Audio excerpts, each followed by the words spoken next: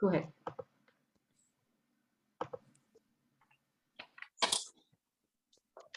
We can't hear you. I didn't hear We're you. reading the chapter. 12th chapter. 12th chapter. Okay, I cannot hear her and talk. Yes, so we are reading chapter 12 of Bhagavad Gita. And how many chapters are there in Bhagavad Gita? Who would like to say that? Puja Mataji, do you know? You can look. You have. I think you have the Bhagavad Gita in front of you. If you want to. 18 chapter, Mataji. 18, you said? 18. Yes. 18, right? 18 chapters. So, um, do you know, and this may be harder, but do you know that Bhagavad Gita is divided into three main sections, right? So 6 chapters each. What do the first 6 chapters mainly deal with? What aspect? Who would mention? If not, I'll just tell you. Yes, Navya. The knowledge of yourself, like about the sword and everything. Yeah, mostly it deals with, yeah. So Karma Yoga, knowledge of soul, but mostly 6 chapters about Karma Yoga. Middle 6 chapters are the core of Bhagavad Gita. They are the essence of Bhagavad Gita. The analogy is given that, you know, just like there is a diamond sitting in a box, right? Or you can see like a pearl sitting in an oyster, right? It is covered by the two shells, or like a diamond sitting in a box covered by the two layers of the box. Similarly, the middle 6 chapters of Bhagavad Gita are very nicely protected between the first and the last 6 chapters. They are protecting these middle 6 chapters. So the middle 6 chapters deal with what? Bhakti Yoga. Bhakti Yoga, right? With the devotional service. So that is the heart and soul of Krishna. That is where Krishna has revealed his heart to Arjuna. That this is what I want you to do. He says, Man manabhav mad bhakto, right? Keep me in your mind, become my devotee. Madhyaji mam namaskuru, pay me obeisances, right? Do my worship. Mame vashyasi yuktvevam atmanamat parayanam, that you will come to me without a fail, right? So in this way he has made so many promises. In ninth chapter, in eighth chapter, he says, he tells you how you would come back to him if you remember him at the time of death, right? Antakale cha mameva, that whoever gives up his body at the time of death, whoever gives up their body by thinking of me, they will come to me. Surely they'll come to my planet, and once you come to my planet, once you come to me, you never come back again. So you are freed from the cycle of birth and death. So many, so intimate details Krishna has given in the middle 6 chapters. And the 12th chapter is the end of that middle Bhakti Yoga portion. So we are actually finishing up the Bhakti Yoga portion. And the last 6 chapters deal more with the Gyan Yoga portion of Bhagavad Gita. Okay. So we had already read till verse 15. In these verses, in last time that we read, Krishna was talking about um, what are the various qualities of a devotee that make the devotee dear to him, right? Yes. So he talked about various qualities. I'll just, for everybody's benefit, I'll just open this. He talked about many different qualities. So he said Adveshta, the one who's non-envious, to all living entities, Sarva Bhutana, not just to the humans. They're non-envious to all living entities. So they don't even harm animals, right? So if one is eating meat, that is actually an enviousness, thinking that I am superior, this animal is lower, so I can kill it. No, they are Adveshta to all living entities. Maitra, they are friendly. Karuna, they are kindly. Nirmamo means a devotee does not think that this belongs to me. He knows that everything belongs to Krishna. So he doesn't think that he is the proprietor. Nirankara. And Nirankara. Yes, Nirankara means who has no ahankar, no false ego. And what is the biggest false ego one has? Is to think that we are this body. So to think that we are this body is a false ego. And when we think we are this body, all the other ahankaras come from that. Since I think I am this body, I think that everything that happens in my favor is a good thing, and everything that happens against me is a bad thing, right? So that is the ahankar. So nirahankara. So my devotees without a false ego. Sama dukkha sukha. So he's sama or same in dukh and sukh, meaning he is um, always equipoised in difficult situations, whether it is happiness or distress. Kshami, forgiveness.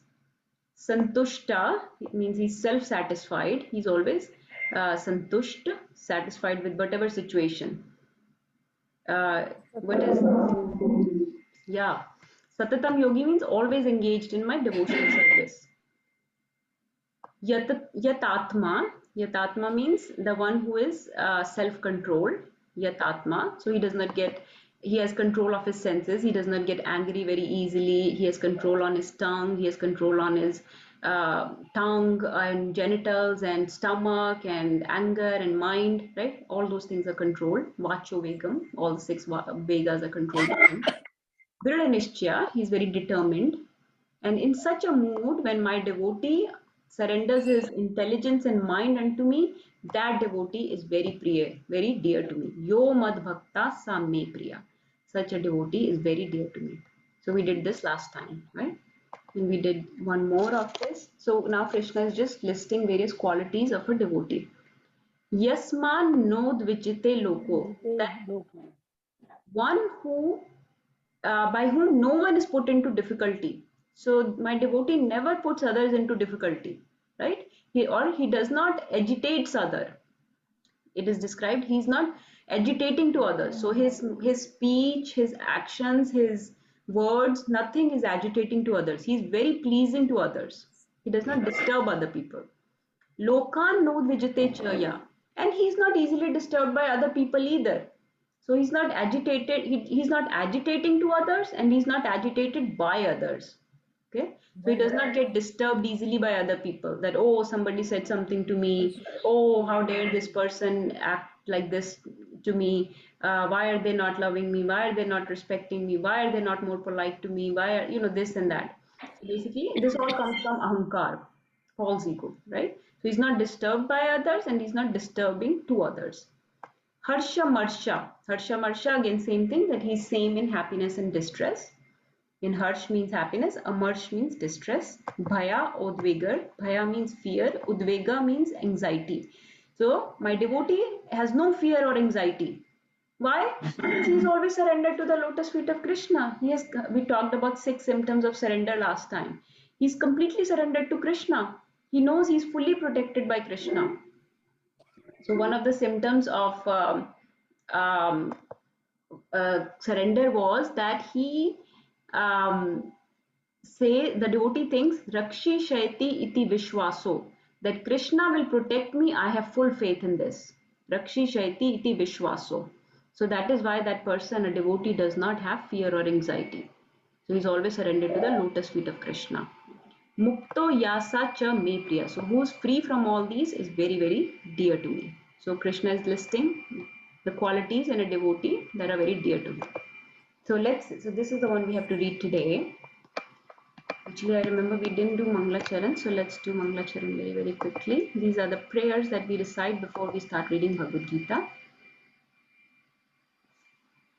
ॐ अज्ञानतिमिरन्धस्य ज्ञानञ्जनशलाकया चक्षुरुन्मिलितं येन तस्मै श्रीगुरुवे नमः चैतन्यमनोभीष्टं स्थापितं येन भूतले स्वयं काकनाति स्वपदान्तं वन्देऽहं श्रीगुरो श्रीयुतापत्कमलं श्रीगुरुं वैष्णवांश्च श्रीरूपं साग्रजातं सहगणा रघुनाथं वितं सतं सजीवं साद्वैतं सावधूतं परिजनसहितं कृष्णचैतन्यदेवं श्रीराधाकृष्णपादान् सहगणा ललिता श्रीविशाखान्वितांश्च हे कृष्णा करुणा सिन्धु दीनबन्धु जगत्पते गोपेश गोपिका कान्ता राधा कान्त नमोऽस्तुते तप्त काञ्चना गौराङ्गी राधे वृन्दावनेश्वरी वृषभानुसुते देवी प्रणमामि हरिप्रिये वाञ्छाकल्पतरुभ्यश्च कृपा सिन्धुभ्य एव च पतितानां पावनेभ्यो वैष्णवेभ्यो नमो नमः जय श्री कृष्ण चैतन्य प्रभु नित्यानंद श्री अद्वैत गदाधरा श्रीवासादि गौर भक्त वृंदा हरे कृष्णा कृष्णा कृष्णा हरे हरे हरे रामा रामा रामा हरे हरे नमो विष्णुपादाय कृष्णापृष्ठाय भूतले श्रीमति भक्तिवेदांत स्वामी इति नामिने नमस्ते सरस्वती देवे गौरवाणी प्रचारणे निर्विशेष शून्यवादी पाश्चात्य देशतारणे मूकं करोति वाचालं पङ्गुं लङ्घयते गिरिं यत्कृपातं वन्दे श्रीगुरुं दीननाथानं परमानन्दमाधवं कृष्णचैतन्य ईश्वरं गुरुवे गौरचन्द्राय राधिकाय तदालये कृष्णाय कृष्णभक्ताय तद्भक्ताय नमो नमः नमः। हरे कृष्णा हरे Krishna. Thank you everybody. Let's start reading 12.16. Let's read and follow. अनपेक्षा शुचिर्दक्षा अनपेक्षा च चेतसा उदासीनो गता व्यथा उदासीनो गता यथा सर्वारंभ परित्यागी सर्वारंभ परित्यागी यो मद्भक्त समे प्रिया यो यो मद्भक्त समे मद्भक्तः प्रिय समे प्रिया। Hare Krishna. Can somebody read this translation? I can read Mataji. Yes, Madhu. My devotees who my devotee who is not dependent on the ordinary course of activities, who is pure, expert, without cares, free from all pains, and not striving for some result, is very dear to me. Haribo. Very cool. Thank you, Mataji. So, this So this one is saying, let's see. So Krishna is listing more qualities of devotee. So first one is anapeksha. Anapeksha means somebody who has no expectations or who's neutral. Okay, no expectations. So if we have apeksha means expectation, right? We have apeksha from people. We have expectations from people, right? So then we get disappointed when those expectations are not fulfilled, right? So Krishna is recommending to be anapeksha, meaning have no expectations. So we have expectations like somebody should love me, somebody should respect me, somebody should give me gratitude, say thank you to me, should give me credit for doing things, right? So people should behave in this way or that way. We have those expectations, right? From everywhere, from our family members, from our friends, from our at our profession, everywhere we have these expectations, right? But Krishna is recommending to be anapeksha, have no apeksha from people, no expectations. Because undue expectation, and we have all seen this, like everybody, even kids, we have seen this. You know, if you have some expectations, especially undue expectations, and when they are not met, then one gets frustrated, right? Or dissatisfied or disappointed, right? So many, and anger comes. And then we lash out, and that spoils the relationship, whether it's with friends or family or professional, right?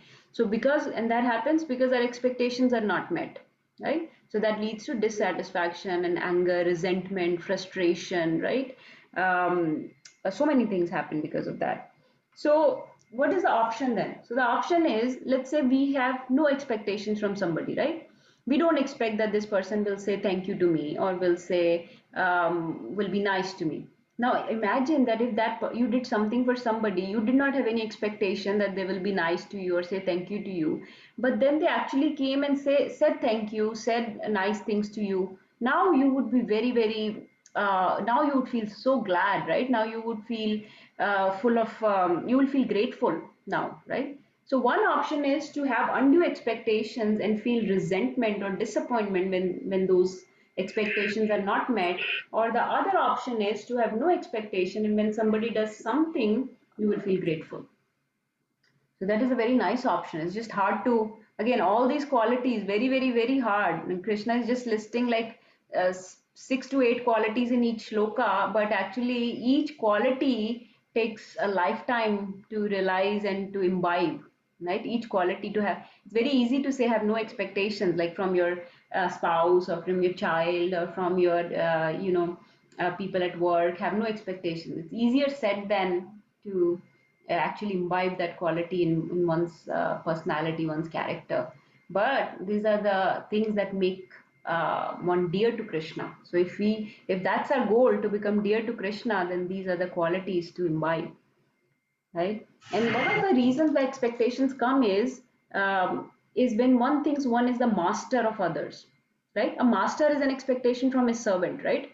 Master says, you should open the door, you should cook food for me, you should clean the house, make sure you do this, make sure that is done, this is done, right? So a master has expectations from the servant, but servant does not have really expectations from the master. So when master does something nice to the servant, he feels grateful. Oh, my master did this to me, he gave me this gift, or he gave me this, he gave me a day off today, right? He feels nice.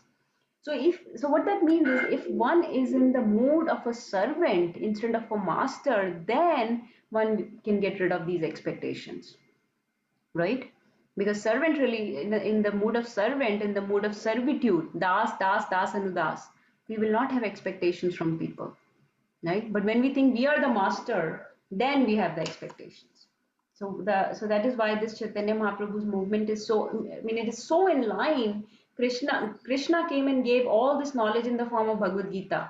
But when Chaitanya Mahaprabhu came, he showed all this knowledge practically. He showed this in his character. His disciples showed this in their character, in their dealings with people. They showed these Vaishnava etiquettes. That is where he gave the term. Chaitanya Mahaprabhu gave the term das anudas, that I am the servant of the servant of the servant of the Lord. So that is what we have to be. If we become servant of the servant of the servant of the Lord, then this teaching of Krishna can be easily fulfilled, of having no expectation, anapeksha, right? Then the next is shuchi. So shuchi means cleanliness Shuchi. or pure or cleanliness. Now, cleanliness can be external cleanliness of the body, right? Like Brahmins, they keep that standard, and we are trying to become a Vaishnava, which is even a higher standard than Brahman, right? So, external cleanliness of the body is definitely important, right? Taking bath every day, or keeping your hair short and combed and things like that. Clean clothes. Uh, Looking like, whenever a person sees you, whenever somebody sees you, they should get the mood of Krishna from you. They should be able to see Krishna in you. So if you are disheveled, unkempt, unclean, right, then you cannot convey Krishna consciousness to them. So that is why the Vaishnava attire is important. When you go to temple, you have to definitely take a bath and go wear nice clothes, right? Because we are going in front of the Krishna. So one has to be clean, because Krishna expects this cleanliness from us, right? The temple should be clean. And if we are saying that our house is a temple, then our house should be clean, right? Because Krishna lives in this house. And now, if we are trying to have Krishna live in our heart, then our heart and consciousness needs to be pure too. So the purity does not only mean external or bodily purity or hygiene. Yes, that too. But it is the internal purity, the purity of the mind, the consciousness, the intelligence is also needed, right? Consciousness. And again, that shloka comes, Cheto Darpanam Marjanam. How can you clean this mirror of consciousness? By chanting the holy name. So, and with each and every time you chant Hare Krishna, right? Hare Krishna, Krishna Krishna, Hare Hare, Hare Hare Hare. Ram, Hare Hare Ram. Ram, Hare Ram Ram. Ram, Hare Ram Hare. Ram. Each name is so potent that it will purify us. We don't know. We don't know that it is purifying. There's a very subtle level of cleaning going on. And we have layers and layers of dust accumulated on this mirror. If our consciousness is like a mirror, then there are layers and layers of dust. So many layers of dust accumulated that we cannot see the real self in that mirror. So we have to keep cleaning it with this chanting of Harinam, right? And the other way we can chant is, or we can clean the consciousnesses by reciting Bhagavad Gita, which we are doing right now. See, this verse comes in Gita Mahatmya. Have you heard of this, Nirbhay Prabhu? Have you heard of this verse? It comes in Gita Mahatmya. So Gita No. Mahatmya was written by Shankaracharya, right? Shankaracharya, as you know, is the great acharya that spread impersonalism, right? But in Gita Mahatmya, what does Shankaracharya says? Maline mochanam pumsam jal snanam dine dine sakrit gitamrita snanam samsara malinashanam. That one may cleanse himself daily by taking bath in the water. But if one takes a bath even once in the sacred Ganga, Ganges water of Bhagavad Gita, for him the dirt of material life is altogether vanquished. So one may keep his body clean by taking bath in the water. But if one reads Bhagavad Gita daily, then the dirt of material life can be altogether vanquished. Samsara malinashnam. This mal means like very dirty, um, contaminated things, right? Uh, and so that mal of samsar can be curtailed, can be destroyed with this Bhagavad Gita. So just like you purify your body every day by taking a bath, maline mochanam pumsam jal snanam dine dine. Every day you take bath, right? You don't say I've taken bath yesterday, so I won't take today, right? Similarly, if you read Bhagavad Gita just once, does not mean that you say, okay, I just read it once, that's fine. No, you have to read it daily. Nityam Bhagavad Sevaya. Bhagavad Gita, Bhagavatam, these things should be done daily. If our gross body is accumulating so much dust, imagine how much our subtle body is accumulating dust, right? And subtle body is harder. All the things that are subtle are harder to clean than the gross things. So we are cleaning our gross body daily by taking a bath, but we neglect our subtle body, our consciousness and mind by not purifying it with chanting and Bhagavad Gita. So you saw two verses that glorify how these chanting and Bhagavad Gita can purify one's mind and consciousness, our subtle body. Okay, so that is what Krishna expects from us: shuchi, cleanliness of both body and mind. Daksha, daksha means expert. So expert means Krishna is saying that my devotee is very expert, very resourceful, very skillful, right? You saw in Prabhupada is a great example how he was so skillful, so expert. He was daksh at everything, right? And whatever talents, like my devotee is not just dumb. They are very very intelligent. They are very very resourceful, useful, skillful people that use their talents and skills in the service of Krishna. So they are daksh. They are expert at doing things, right? That you saw in Prabhupada's life. He knew not only cooking and not just basic cooking. He could cook, sweet things, savory things, gulab jamuns, and basic things, anything, right? He knew how to play mridang and kartal and harmonium. He taught people how to tie dhoti and sari, right? He People would paint and he would tell them, this is the mistake in this painting. You need to correct. This is not how Krishna should look like. They initially when they painted, just like Christian, in Christian's paintings, you might have seen God is made with this white beard and long white hair, right? God looks like this really old man. So Prabhupada, so that's how they made Krishna.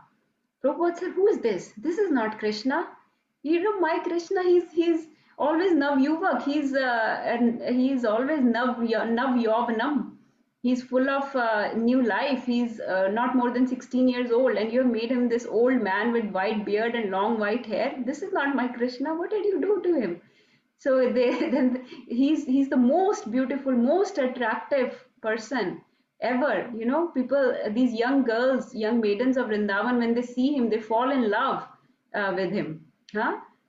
Peacocks and swans and deers of Vrindavan, they lose their way when they hear his flute. What have you done to his fix it? So they would fix. So he would correct their paintings, right? So he was so skillful. He knew how to deal with people. He had different kind of dealings with different kind of people. If this is a politician, how to deal with him. If this is a sports star, if this is a musician, right? Beatles came to him, right? George Harrison, how to deal with. So he knew how to deal with different people. Different people have different moods and different things that they relate to. So he gave them all different services according to their moods and according to their tendencies. So that is what a devotee of Lord is, daksha, very skillful and expert at doing things and engaging not their only their own resources, but everybody's resources in the services of Krishna. Udasino. Udasino means, so udas typically means sad. But here udasino means free from care. Free from care meaning they're not udas. We know that devotees are very joyful people, right? I remember when we went for MSF that one time, I think time before last, somebody came up to Sheetal Mataji and said, "How come you guys are so happy? You guys are all looking so joyful. I'm so impressed by that." And many devotees have gotten that compliment that you all look so joyful, so happy all the time. How do you do that? So devotees are actually very joyful people. And Prabhupada used to say that, if a devotee is not joyful, if he's morose, then he's a rascal. Because a devotee, that means he's a poser. He's posing to be in Krishna consciousness.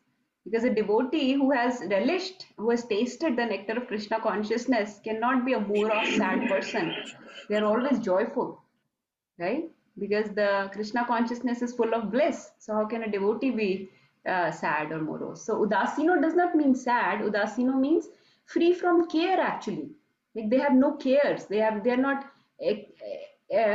too much worried about things or anxious, or they're detached. They're unattached.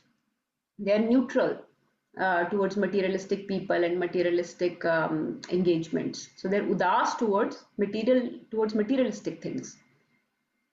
Okay. Similarly, this one, Gatha Vyatha, free from distress. So we already talked about that. They are not distressed. They are very happy. Even if the difficult situation comes, their endurance is very high level, right? Devotees know that these bad things that happen to them are just part of their karmas, part of the sinful reaction that they're getting, and it is just mercy of Krishna that actually they're not getting that much bad reaction. So they just tolerate that, and so they're not distressed in bad situations. Gata Vyatha, so free from all distress. Sarvarambha Parityagi. Sarvarambha Parityagi. So Parityagi means somebody who renounces. Sarvarambha means all. Arambh means to start something. So he does not start anything materialistic. So these things are referring to material things, not to spiritual endeavors, but material endeavors. He does not do prayas. He does not over endeavor in materialistic things, right? Now in spiritual things, he will over endeavor. Again, Prabhupada's example, right? He went all the way to USA. Somebody is saying he's over endeavoring. He's doing prayas at such an old age. He's traveling so far. But no, that was a spiritual endeavor. So spiritual endeavors are allowed, but material endeavors, we don't have too much time in our life, right? New Year is starting, another year has gone by. You cannot keep starting more and more material endeavors and keep wasting our time. The time is very limited. It is running very, very fast. Those of you, if you saw that lecture I sent on time in the group, please watch if you have not. It is exceptionally beautiful lecture, amazing lecture. This Prabhuji is giving this lecture in Kolhapur at one of the to the students, and it's very, very inspiring. It talks about the power of time, talks about how time can get away from us, and before you realize you're old, you're not able to do any of the spiritual practices, and then one will regret that we wasted all our life, and then we end up getting another life again, and in this way we keep wasting one life after another. So there is not much value in doing too many material endeavors. So he's Sarvarambha Parityagi. He renounces those kind of endeavors. And that kind of devotee is very dear to me. So anybody has any questions or want to share anything? Oh, I see Ravi Prabhu has raised hand. Yes, Prabhuji. Hare Krishna, Mataji, and all devotees. Hare Hare Krishna. Krishna Prabhu. Mataji, I just had a little closure analogy, not the 100% perfect analogy. When you were talking about the Suchi, the cleanliness part, like how it's difficult to even clean the subtle body, like how we do our house cleaning. It's very easy to clean the floor which is not occupied by any kind of a furniture. That's like a gross body. We can clean our gross body a little bit easily, but when we have to clean under the bed or behind the sofa, we have to move the furniture and then clean. It's a little difficult. Likewise, the gross body we can clean by taking shower and all those stuff, but the subtle body is difficult. That's why the chanting is not very important. It is the only one way which can clean our subtle body. Hari Bol. Hari Bol. Thank you, Prabhuji. Yes, very nice example. So yes, more the clutter, harder to clean, right? So that also ties in with this sarvarambha parityaga. That more we are endeavoring, we are cluttering our life with materialistic things.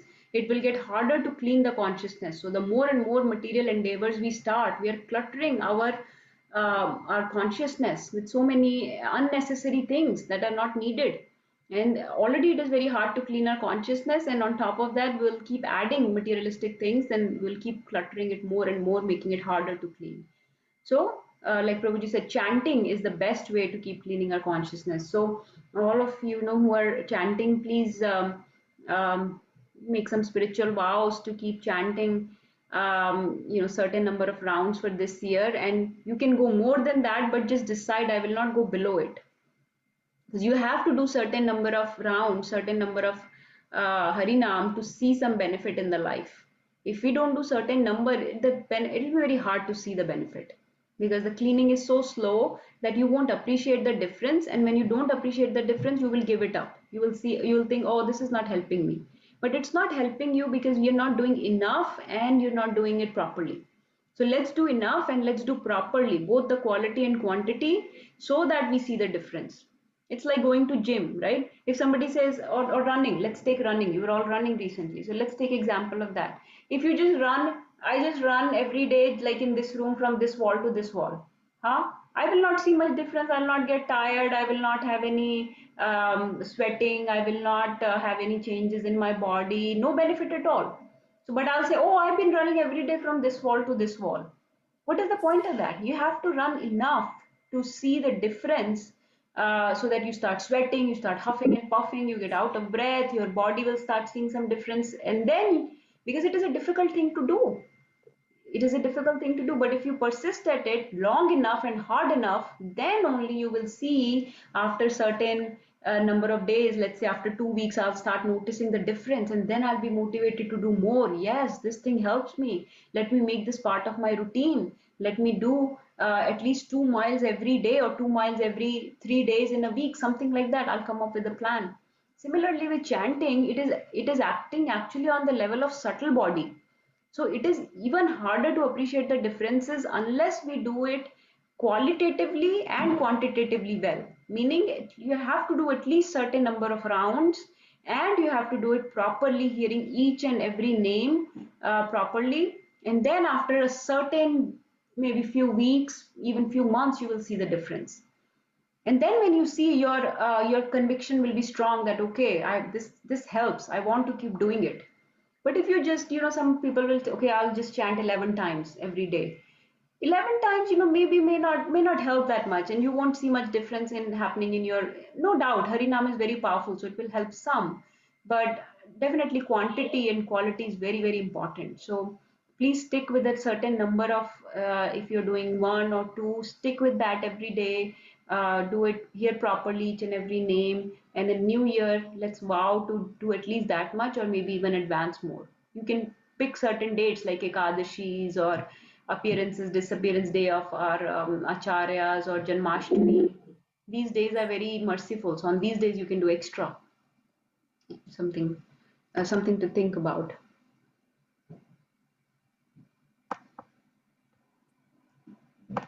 Okay, let's read one more and then we will.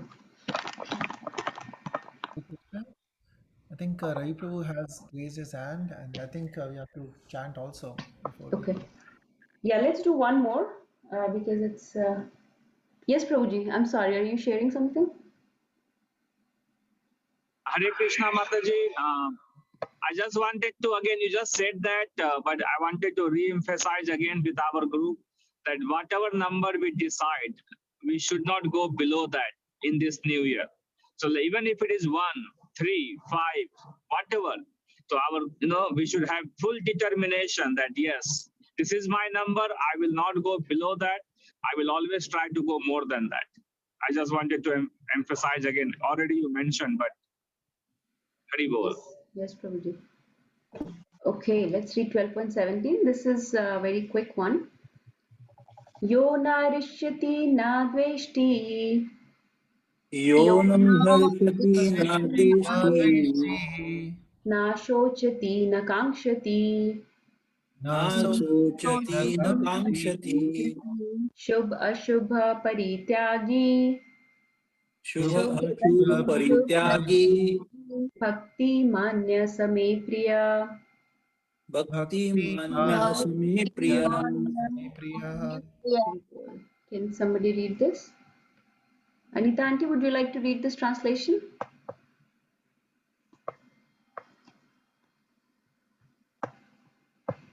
आपको दिख रहा है इस पे?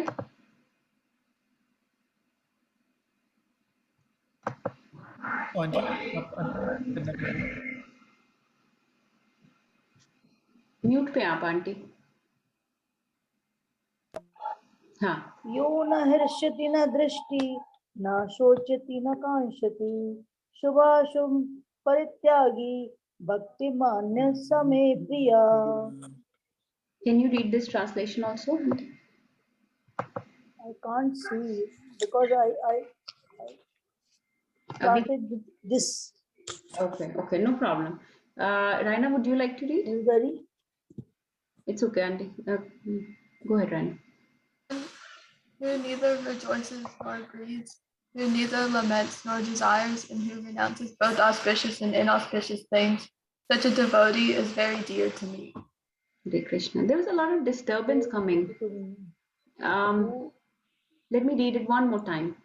One who neither rejoices nor grieves, who neither laments nor desires, and who renounces both auspicious and inauspicious things, such a devotee is very dear to me. So Krishna is repeating a few of the qualities that we have discussed before. He's saying Yona rishyati na dveshti. Rishyati means who takes pleasure, or dveshti means grief. So rejoice, happy hona, right? In some certain good things when they happen, or to go into distress or grief when some bad things happen.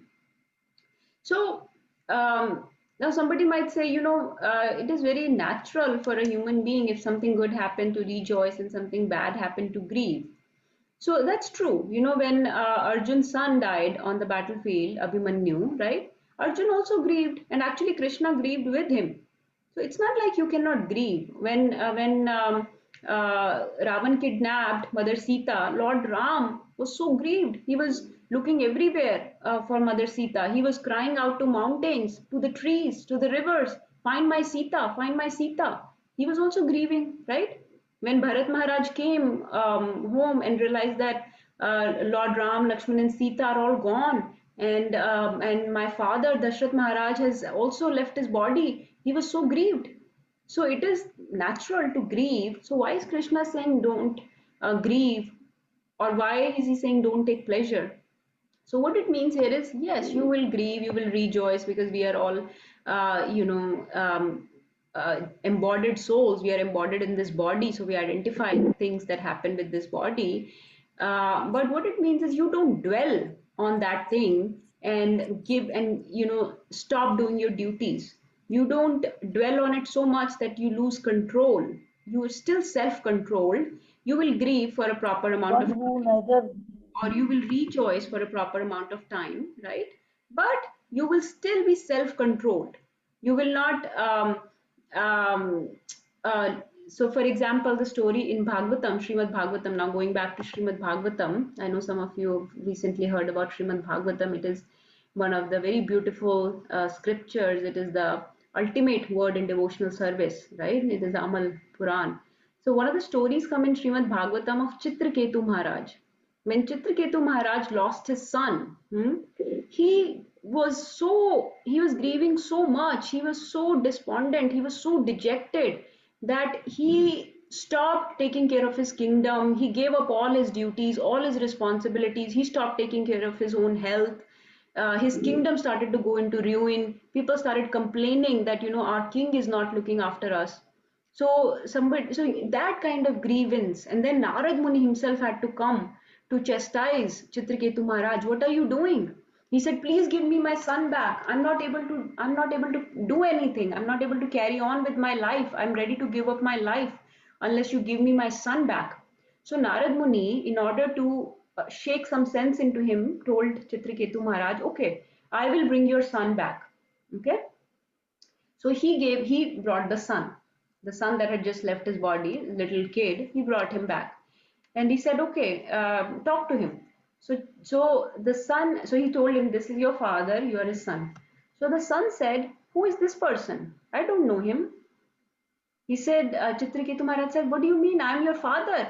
Huh? You don't remember me? He said, oh, but I've had millions of fathers. I've had millions of mothers. I don't remember you. You're probably one of the fathers that I had. Because in each and every life, we are getting a different parent, right? Our relationship with those are very, very, very temporary. So when he said that, Chitraketu Maharaj was suddenly shaken out that I'm torturing my whole kingdom, myself, my own body, my queens, everybody, and this son that I'm grieving over, he has moved on. He is a spirit soul who has realized his spiritual body, and he's not worried about me. He's not concerned about me, and I'm grieving over him. So that woke him up, and he was able to carry on. He moved on. But so that is the kind of grieving or rejoicing Krishna is talking about. Yes, you rejoice, you grieve, but you don't do it in such a way that you lose self-control, that you are, we don't become, like we talked of last time also, we don't become hard-hearted. It's not like somebody's dying, so we don't grieve. Yes, we grieve, but we also understand the baseline that these things are part of life. These things happen as part of our actions and reactions of each and every soul. This is bound to happen, so we grieve for our relationship with that person, but we don't grieve or rejoice in such a way that we lose complete self control and stop taking care of our responsibilities that have been assigned to us, because that is not a, one has to be atmaram. Krishna says atmaram means somebody who's self-controlled.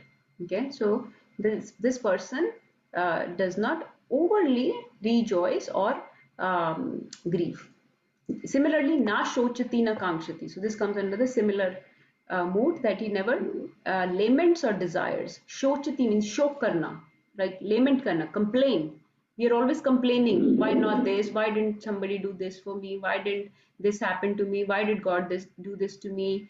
Or to desire. Akanksha. Kankshati comes from akanksha, desire karna, right? So to have random desires, random complaints. So a devotee does not lament or desires. Okay. Shubh Ashubh Parityagi. He renounces the Shubh and Ashubh. So the auspicious and inauspicious, or like Paap or Punya, sin or piety, right? These are very much on the material plane. The Shubh Ashubh, the sin and the pure things, the Paap and Punya, they happen very much on the material plane. Devotee is not concerned by that. Okay, so. Bhaktiman yasa me priya. So that is a Bhaktiman, right? Like there is Superman, there is Spider-Man. So similarly, there is Bhaktiman. Bhaktiman. Bhaktiman. Okay, Bhaktiman or Bhaktiman. So Bhaktiman yasa me priya. That is a Bhaktiman. So we are not trying to become Superman, Spider-Man. We're trying to become Bhaktiman. So that kind of Bhaktiman, the devotee, is very dear to me. Bhaktimanya Samepriya. So you have to become Bhaktimans. Okay. So no excessive complaints or desires or overly grieving, overly rejoicing. When you something good happens to me, you're so I did this. Look, this happened because of me. Telling everybody about it. Everybody glorify me, praise me. Everybody bow down to me. That is like rejoicing, right? And grieving when something bad happens to me, this is like a sign of false ego, thinking that I am the doer, thinking that I am this body. So devotee knows that we are not the doer. Whatever happens, good happens, bad happens, is because of mercy of Krishna or because of our own sinful reactions, right? Right now we are reading Srimad Bhagavatam first canto, where uh, Kali has come and broken the legs of the bull, right? Bull is the religion, right? Religion walks on the four legs, and Kali has broken the legs of the bull. So when Parikshit Maharaj comes and asks him, what happened to you? Who did this to you? The bull does not say Kali did it, because he's in the mood of a devotee. He says, it may be my sinful reaction that this came to me. It may be the mercy of Krishna that maybe more was supposed to happen to me, but only this much happened. So that is the mood of a devotee.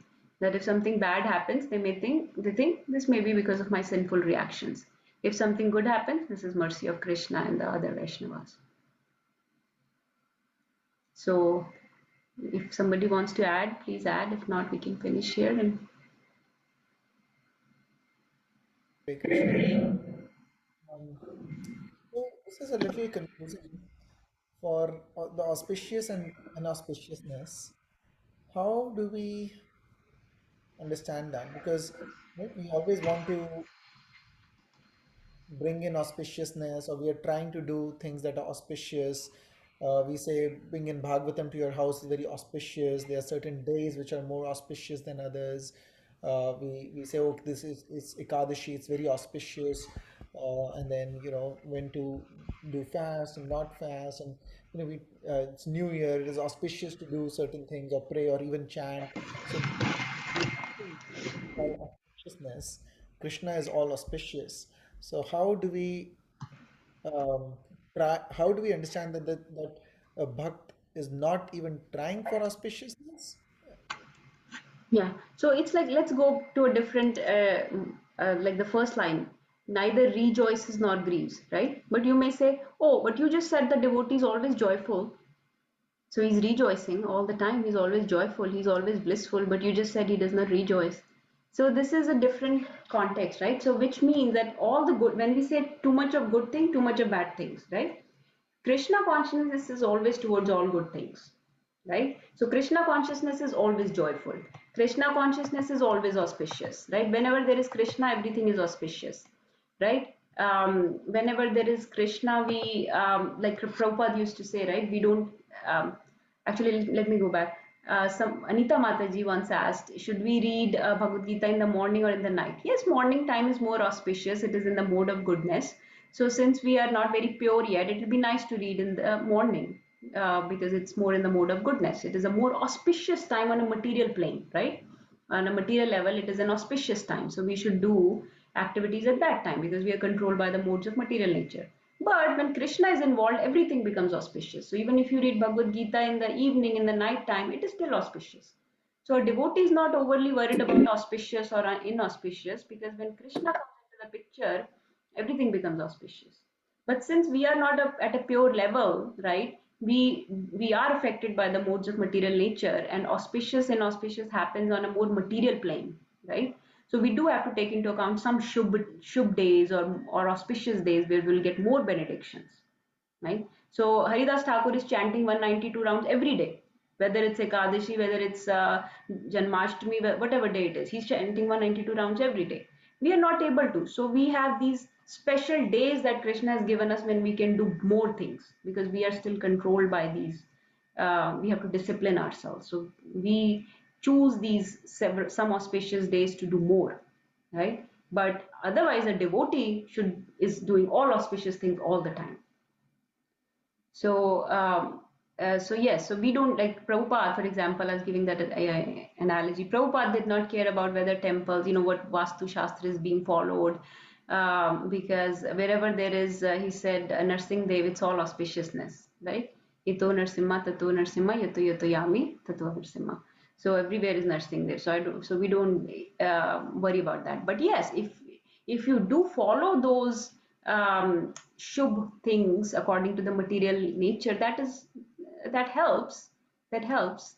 But if somebody is purely in Krishna consciousness, they make everything auspicious anyways. So we don't need to be overly worried about shubh, ashubh, all these things. But the shubh things of the material world can help us progress more. Right? Okay, anybody else wants to share or add? Nana Prabhu, would you like to share something? Any blessings on this new year or any instructions, anything? Nothing माता जी, बहुत अच्छा रहा session. जो भी समझाया बहुत बढ़िया से समझाया आपने। Prabhuji, thank you so much. Pichle saal we did a lot of Krishna conscious activities, and please keep giving us your association so we can do more and more this year. Our kids are progressing really well. We are getting association of some of the advanced devotees also. So I'm hoping if we do more, we put more effort in, I'm hoping that we will also attract more mercy from Krishna, and ji ji things get ji revealed. As we go forward, things will get revealed more also. So everybody has to put in their effort though to get more and more revelations in their life, right? So let's see. Hold on. Nityanand Shri Gaur श्रीवासादि गौर भक्त वृंद हरे Yes, Hare Krishna Krishna, everyone. Thank you so much for joining. So on 16th January, we will try to do the Kahoot quiz. So this chapter is not too big. If you can just review the translations and the verses, 20 shlokas only. So 20 verses before then we can do Kahoot quiz on 16th. It'll be a lot of fun. It's even if you don't know something, it's okay. It's just for remember there is no this is spiritual activity, so there is no failure or gain on this. There is only gain. There is no failure on this path. There is only gain on this path. So even if you don't know something, you will learn. So let's plan to do that. Next time we'll try to finish it off and do Kahoot after that. Okay, Hari Bol, everybody. Hare Krishna. Hare Vacha kaltarubhyascha Krishna kripa Hare yogesh Hare Krishna Prabhu ji Gaurachandraya Radhikaya Tadalaya Krishnaya Krishna Bhaktaya Hare Krishna, Hare Tad Bhaktaya Namo. Jai. Mataji, Yes, Prabhuji.